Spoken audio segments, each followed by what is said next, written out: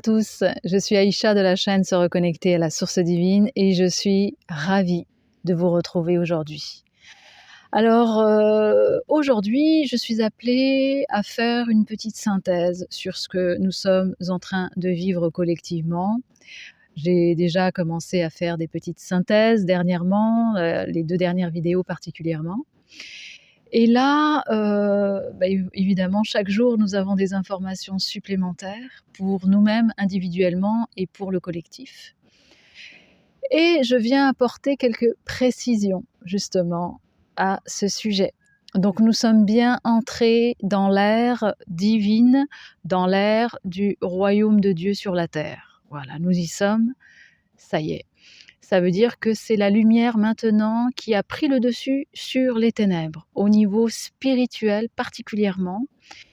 Et maintenant, depuis peu, avec l'élection dernière de Donald Trump aux États-Unis, c'est entré dans la matière. C'était pour nous montrer que c'est acté, que le royaume divin, est bien entré dans la matière. Il ne s'agit plus que de spiritualité, mais il s'agit maintenant de matière. Donc c'est plus concret. Qu'est-ce que ça veut dire aussi? Alors nous, je vous parle de la France, donc qu'est-ce que ça veut dire pour nous les Français? Les Français, donc nous faisons partie justement, comme je l'ai déjà, annoncé, je l'ai déjà expliqué dans certaines vidéos, plusieurs vidéos. La France a une vocation donc de cœur, a une vocation spirituelle, trinitaire. La France fait partie en effet du chakra du cœur de l'humanité. Donc elle est le cœur, elle fait partie, elle n'est pas à elle toute seule, avec plusieurs pays, elle fait partie du chakra divin de l'humanité pour représenter justement la trinité divine de l'humanité. Et dans ce sens que le travail qui est fait, l'œuvre qui est faite par tous les artisans de la lumière, par tous ceux qui essayent de représenter l'amour et la lumière déjà en France et sur Terre. Donc ces personnes-là qui œuvrent depuis des années, ont réussi à accomplir pour elles-mêmes déjà, et puis pour le collectif, pour l'humanité, la domination de leur lumière sur leurs ténèbres, en faisant ce travail individuel. Donc les artisans, les guerriers de la lumière, ceux qui représentent la lumière en tout cas, en France, ont participé à ce travail, en accueillant déjà le divin en eux-mêmes et en permettant à la lumière de dominer en eux-mêmes sur leurs propres ténèbres. Donc le travail spirituel de la France, il est là. C'est un travail du cœur, c'est le travail du divin, de l'humanité. Quand on dit que le royaume de Dieu s'est incarné, donc s'est manifesté, est entré jusque dans la matière, c'est parce que au niveau collectif, donc dans l'humanité tout entière, le travail a été fait, mais c'est aussi essentiellement parce que ce travail, cette œuvre, cette action divine a été faite dans le cœur de l'humanité et à partir de la France, du chakra du cœur. Et ce n'est pas pour travailler l'ego des Français, ça n'a rien à voir. Chaque peuple sur la Terre a une mission très particulière, chaque peuple. Et les Français en ont un aussi. Et le travail des Français, qu'ils soient conscients ou inconscients, c'est le travail du cœur, c'est de représenter la Trinité divine sur la Terre. Donc c'est pour ça que j'avais remercié chaque Français, chaque personne aussi dans l'humanité, chaque peuple, pour avoir accueilli le divin en eux-mêmes et avoir permis à la lumière de prendre le dessus sur les ténèbres, à la paix de prendre le dessus sur la guerre. Même si au niveau global ça se voit pas encore très bien, mais ça a commencé. puisqu'avec, avec le conflit israélo-palestinien qui s'est aussi étendu jusqu'au Liban et en Iran, et aussi particulièrement le conflit entre l'Ukraine et la Russie, ont permis justement à l'humanité tout entière de se positionner. J'attends que l'avion passe. Voilà.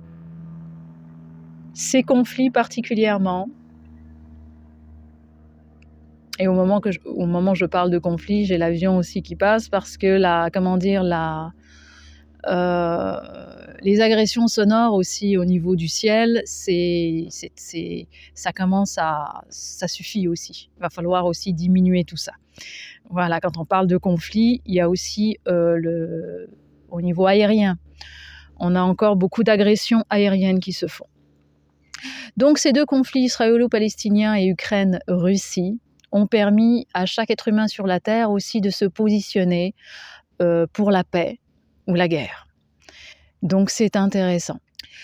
C'est le travail de ce qu'on appelle aussi le grand monarque. Le grand monarque, c'est le souverain spirituel que représente le souverain spirituel humain. C'est la souveraineté de l'humanité qui reprend contact, qui reprend son essence, sa force spirituelle, sa force divine. Donc, c'était aussi pour annoncer que la victoire du grand monarque, elle a eu lieu. Elle a été annoncée déjà depuis quelques mois et on en a, particulièrement l'été dernier, au mois de juillet, au mois d'août. Et on nous avait dit, donc ça je ne l'avais pas annoncé, mais on nous avait dit qu'il se passerait, que cette victoire se ferait d'ici le mois de novembre et au mois de novembre au plus tard. Et ce que nous avons vécu dernièrement collectivement, c'est la victoire du grand monarque. La victoire non seulement spirituelle, mais aussi dans la matière. Car depuis mi-octobre dernier, donc la victoire du grand monarque s'est faite. Elle a eu lieu, ça y est. Alors je rappelle que le grand monarque, c'est d'abord un collectif, car sans collectif, sans peuple, il n'y a pas de souverain, il n'y a rien. Donc le grand monarque, c'est d'abord un collectif. C'est pour ça que j'ai tendance à répéter que le grand monarque, c'est nous. Car tout commence à partir du collectif. Il n'y a pas de sauveur extérieur, etc. si nous ne commençons pas par nous-mêmes. Voilà, je tenais à le rappeler parce que souvent on me repose la question. Que ce soit bien clair, le grand monarque, c'est d'abord le collectif qui retrouve sa souveraineté. Et ensuite, ce collectif s'organise comme je l'ai déjà rappelé, comme le corps humain, où il y a des bras, des jambes, la tête, le cœur, etc. Et ben c'est pareil dans le grand monarque. Il y a différentes personnes dans ce collectif qui représentent comme le corps humain différentes parties du grand monarque, jusqu'à ce qu'il prenne forme et qu'il aille jusqu'à la gouvernance terrestre, la gouvernance donc des pays. Nous n'en sommes pas encore là en France, mais depuis la France, le travail essentiel a été fait pour permettre à l'humanité, justement, de reprendre sa souveraineté divine et de proclamer la domination de la lumière sur les ténèbres. Donc, pour ceux qui attendent justement le grand monarque physiquement, le sauveur qui vient justement délivrer la France du mal, des ténèbres en tout cas, du mal entre guillemets, évidemment, ils n'ont pas loupé le rendez-vous. La victoire, on la vit collectivement en ce moment, la victoire a été actée, je le rappelle depuis mi-octobre. Quant à la victoire finale, c'est-à-dire quand la gouvernance de la France changera et sera justement, dirigée, sera menée par des hommes et des femmes de lumière, et c'est ce que nous nous apprêtons tous à vivre, nous Français, dans les prochains mois et les prochaines années à venir.